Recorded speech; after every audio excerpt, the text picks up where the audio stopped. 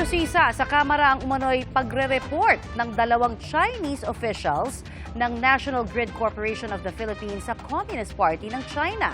Kwestiyon din ang foreign ownership ng NGCP na lagpas umano sa nakasaad sa batas. Saksi si Tina Panganiban Perez. Pinuna ng House Committee on Ways and Means ang dalawang Chinese official umano ng National Grid Corporation of the Philippines o NGCP na nagre-report umano sa Communist Party ng China. Ang sinasabi ko lang na nag-report sila sa CCP. About what's happening in the It's here. about their management of NGCP. Yes. That's what they're reporting. Yeah. That's suspicious. They're not, hindi dapat nila ginagawa yun. Inirekomenda ng komite na ipatawag ang NGCP chairperson na isang Chinese national. Inungkat pa ng komite ang pagmamay-ari at management ng NGCP. Base sa konstitusyon, hanggang 40% lang dapat ang pag-aari ng mga dayuhan sa kahit anong public utility. Pero sabi ng komite, bukod sa 40% ng NGCP na pag-aari ng State Grid Corporation of China, may ibang porsyento pang hawak umano ang mga dayuhan. Ang Synergy Grid and Development Philippines kasi na may-ari ng 60% ng NGCP, may mahigit 7% foreign ownership umano.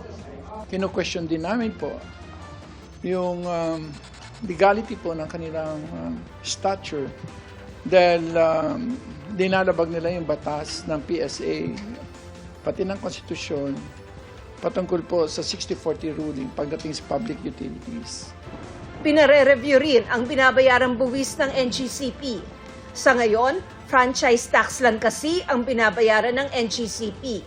Di gaya ng ibang public utility na nagbabayad din ng corporate income tax, VAT at iba pa.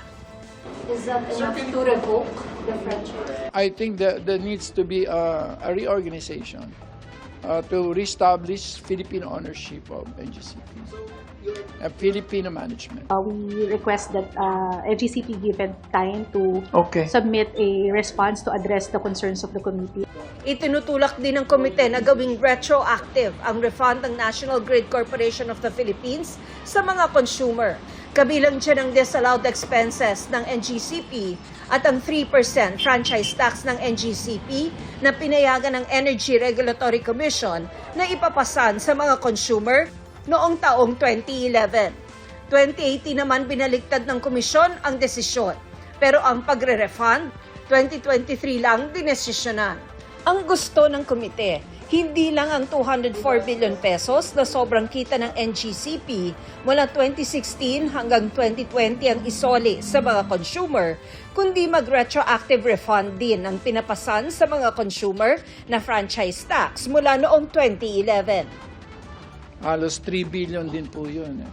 So, ng franchise tax sa mga ordinary consumers. Sir, pero mukhang hindi amenable yung ERC dahil sabi nila 2023 onwards yung resolution nila. We suspended the passing on of charges moving forward, so from the August 2023. What is the rule of the Supreme? If you could consider that it should be retroactive.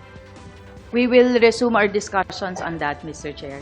Nilinaw ng Energy Regulatory Commission na kung meron nga, hindi cash ang magiging refund, kundi rebate sa electricity bill ng consumer. Nakabase ang computation sa aktual na konsumo ng kuryente. Para sa GMA Integrated News, ako si Tina Panganiban Perez, ang inyong saksi. Mga kapuso, maging una sa saksi. Mag-subscribe sa GMA Integrated News sa YouTube para sa iba't ibang balita.